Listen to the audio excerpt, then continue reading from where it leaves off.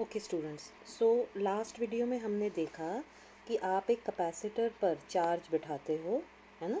Charge रख रहे हो, वो चार्ज जैसे जैसे बढ़ता है वैसे वैसे उस कैपेसिटर का पोटेंशियल भी बढ़ता है, और बढ़ते बढ़ते बढ़ते ये पोटेंशियल मैक्सिमम हो जाता है। और एक बार पोटेंशियल मैक्सिमम हो गया तो अब आप उसके ऊपर नो मोर चार्ज बिठा सकते हैं, कैन बी पुट। ठीक है, तो अब इसके ऊपर और कोई भी चार्ज आप नहीं बिठा सकते। ये सिंपल सा एक सर्कल जो है वो स्टेप आपको समझ में आ गया। ठीक है, अब आगे बढ़ते हुए हम बात कर रहे हैं capacitance of an isolated spherical capacitor, है ना। ये वर्ड बहुत इम्पॉर्टेंट है, बहुत ज़्यादा। आइसोलेटेड क्यों होना चाहिए, अब इसको पहले समझो। मान लो ये जो स्फेरिकल कैपेसिटर है, हमने स्फेरिकल बोला इसीलिए मैंने स्फेरिकल यहाँ पर ड्रॉ किया। ये जो स्फेरिकल कैपेसिटर है ये किसी और सरफेस को टच कर रहा है, किसी और सरफेस के साथ जुड़ा हुआ है। ठीक है, तो जब आप इसके ऊपर चार्ज बिठाना शुरू करते हो तो कंडक्शन के कारण यहाँ पर भी वो चार्ज का क्या होने लगता है, ट्रांसफ़र होने लगता है। ठीक है ना, तो जो कैपेसिटी आप इस पर कितना चार्ज बिठा सकते हो वो इसकी अकेले की नहीं आएगी ना, वो इन दोनों की मिल करके आएगी, इस वायर की भी आएगी। मेरी बात समझ में आ रही है? या अगर आप इस स्फेरिकल कैपेसिटर को धरती के साथ कनेक्ट कर देते हो, ऐसे ग्राउंड के साथ इसको कनेक्ट कर देते हो, ठीक है ना, ऐसे आइसोलेटेड नहीं रखते हो, तो जब मैं इसके ऊपर चार्ज बिठा रही हूँ तो वो जो चार्ज है वो धरती के अंदर सीप इन करता जाएगा। सही है, तो मैं तो फिर इसके ऊपर चार्ज बिठाती जाऊंगी, जितना मर्जी चार्ज बिठाऊं वो तो धरती में जाता जाएगा। ठीक है, तो ये जो दोनों एग्जाम्पल्स हमने बोले, इसमें जो चार्ज बैठ रहा है वो सिर्फ इसी कैपेसिटर के पास नहीं हो रहा है, रादर वो अपने पास से दूसरे के पास ट्रांसफ़र कर दे रहा है। इससे हमें कैपेसिटेंस का पता नहीं चलेगा, है ना। तो अभी हमें चाहिए एक ऐसा स्फीयर जो आइसोलेटेड है, इसीलिए मैंने वर्ड लिखा आइसोलेटेड। आइसोलेटेड का मतलब कि आसपास और कोई नहीं है जिससे के साथ ये चार्ज का आदान प्रदान कर सकता है।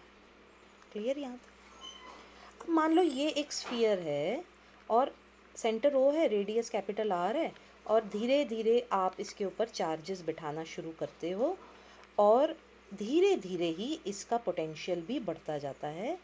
ये चार्ज जब आपने बिठाया तो इसका पोटेंशियल हो गया मैक्सिमम। अब इसके ऊपर और चार्ज, वेरी गुड, नहीं बिठा सकते। अगर आपके दिमाग में ये आया है कि मैक्सिमम पोटेंशियल आ गया, अब और चार्ज नहीं बिठा सकते हैं, तो इसका मतलब आपको कॉन्सेप्ट बिल्कुल अच्छे से समझ में आ गया। तो ये प्लस क्यू चार्ज जब पहुंचा तो इसका जो पोटेंशियल हो गया वो मैक्सिमम हो गया। कितना है इसका पोटेंशियल? Q divided by 4πε0। अब 2 मिनट पहले भी हमने ये वाला डिस्कस किया था। और C जो कैपेसिटेंस होता है वो होता है Q डिवाइडेड बाई V।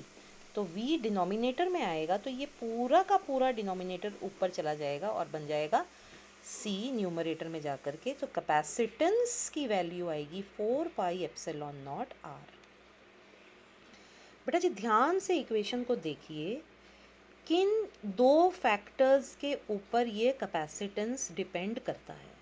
एक फैक्टर तो हमने बड़े पहले ही समझ लिया था जब स्टार्ट ही किया था, एक और फैक्टर यहाँ समझ में आता है। क्या आपके दिमाग में आ रहा है? तो मैं आगे बढ़ती हूँ। देखिए आपके दिमाग में जो आंसर आया वो इसके साथ मैच करता है या नहीं करता है।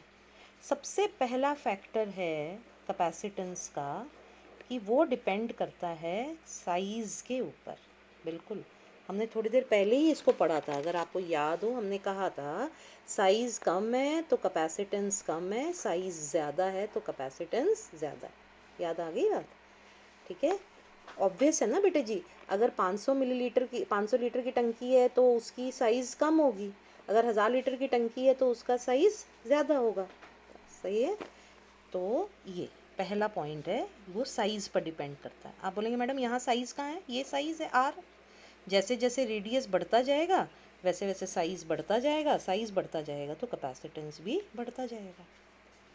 दूसरा कौन सा फैक्टर है, ये एप्सिलॉन, एप्सिलॉन नॉट, ये है परमिटिविटी।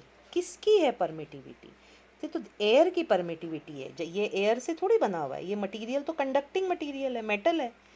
तो ये परमिटिविटी किसकी है, ये आसपास के इसके सराउंडिंग की है। Yes, very good.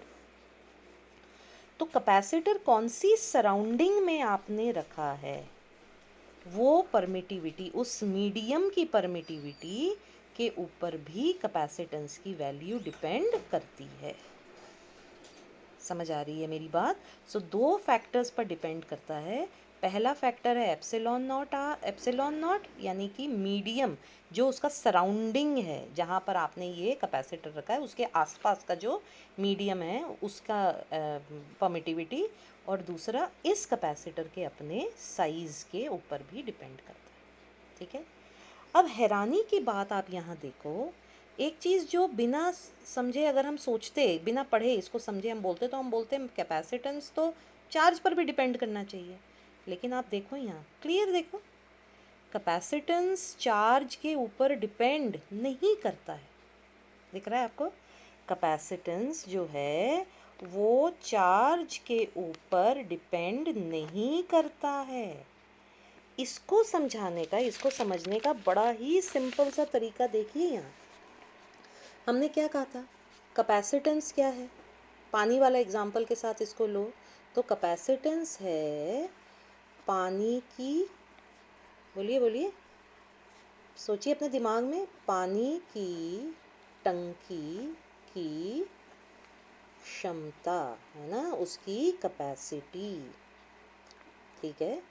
और चार्ज क्या था, चार्ज था पानी। याद आ रहा है आपको, चार्ज क्या था, पानी।